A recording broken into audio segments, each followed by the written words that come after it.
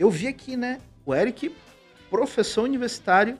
Há quanto tempo você leciona e dá aula? Quando eu sou enfermeiro, Marcelo. Ah, Pouca sim. gente sabe. Sim, Eu entrei na faculdade ali com 17 para 18, sim, aí terminei a faculdade com 21. sim. E eu lembro que, até para quem estiver assistindo, eu vou contar um pouco essa trajetória, que é para você também ter um pouco de referência. Porque tem gente que está na faculdade, Serve de que exemplo, né? serve De de exemplo. motivação para as pessoas, né? É. Quando eu saí da faculdade aos 21 anos, Uhum. porque quando você se torna um enfermeiro, você faz a área da enfermagem, Sim, você tem diferentes áreas para entrar. sim. A área das ciências hospitalar. E eu sempre gostei muito de saúde pública e epidemiologia. Epidemiologia é a área da saúde que você estuda comportamentos, agravos e mexe muito com números, com gráficos. Uhum.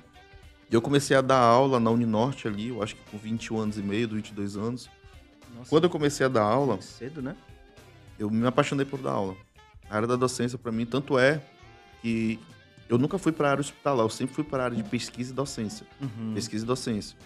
Na Uninorte eu fui professor de saúde pública. Depois eu fui dar aula na FAMetro, fui dar aula na FAMetro de epidemiologia, de trabalho de conclusão de curso e de pesquisa em enfermagem. Sim. Então, ou seja, eu sempre tive no universo saúde, pesquisa, epidemiologia. Saúde, pesquisa, epidemiologia. E eu me identifiquei nessa área. Uhum. Conforme eu fui dando aula nas universidades, eu senti uma necessidade muito grande de me especializar mais em pesquisa. Uhum. E quando eu fui olhar, eu vi que a UFAM, a UEA, a Fiocruz, a Fundação de Medicina Tropical, elas eram instituições voltadas para o desenvolvimento de pesquisa. Porque o que é pesquisa? Pesquisa é você realizar um estudo através de um método científico, obedecendo a rigor metodológico, e precisava de ter uma formação. Sim. E para mim, que era professor universitário, era muito necessário isso. Uhum. Então eu pensei, preciso fazer um mestrado. Sim. E eu fui tentar o mestrado, já professor universitário. Sim. Quando eu fui tentar a primeira vez o mestrado, ele tem umas etapas assim, muito rigor. Sim. Precisa fazer um pré-projeto, precisa fazer uma prova Sim. escrita, precisa fazer uma prova de inglês, precisa fazer uma seleção de projeto. Então eu comecei a estudar ali na Fiocruz, eu entrei para especialização. Uhum. E olha que interessante, quando eu fui tentar a prova de mestrado na UFAM, eu não passei na área de saúde, voltado para a linha de epidemiologia. Uhum. Que é a epidemiologia que trata de números, de cálculos, de gráficos, de tudo, que é Sim. muito o que eu faço hoje. Sim. Quando eu tentei para a UFAM, eu não passei pro mestrado. Eu fiquei desanimado, fiquei triste pra caramba. Só quem já tentou mestrado sabe Sim. como é você. Sim. Mas eu falei, não, eu vou tentar.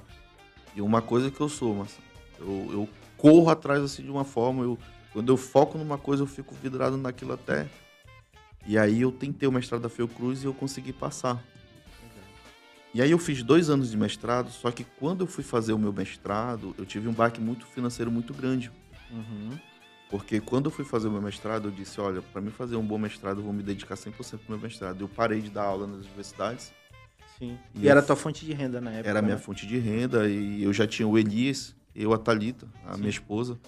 A gente já tinha o Elias e eu saí da Thalita é tua esposa. minha esposa, Tem 2 filhos, né? 2 filhos. A gente tá junto desde os 17 anos. Legal. Aí, quando eu saí da docência, eu fui só para viver o mestrado, para te ver como é o Brasil, né? Como é o nosso país. Sim. Eu fui para uma bolsa da CAPES. Eu lembro que na época eu ganhava 1.360 por mês. Aí chegava na Fiocruz de manhã, saía da Fiocruz à tarde. E aprendendo, estudando, vendo como é que fazia, acertando e errando. Sim. E quando eu termino o mestrado, e aí eu já vou entrar um pouco na conversa de como eu fui parar na área de pesquisa política.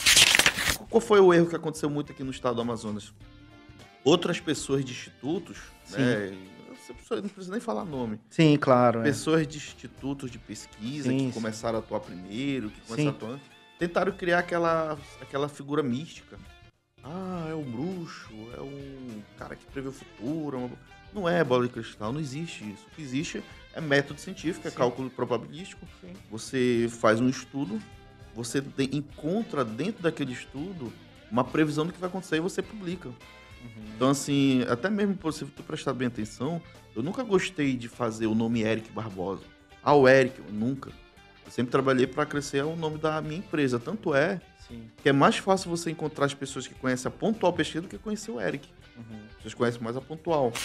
Toda pesquisa surge através de uma pergunta. Uhum. Exemplo, se tu vai montar uma padaria em Manaus, ou num bairro perto da tua casa, diz assim, eu quero montar uma padaria.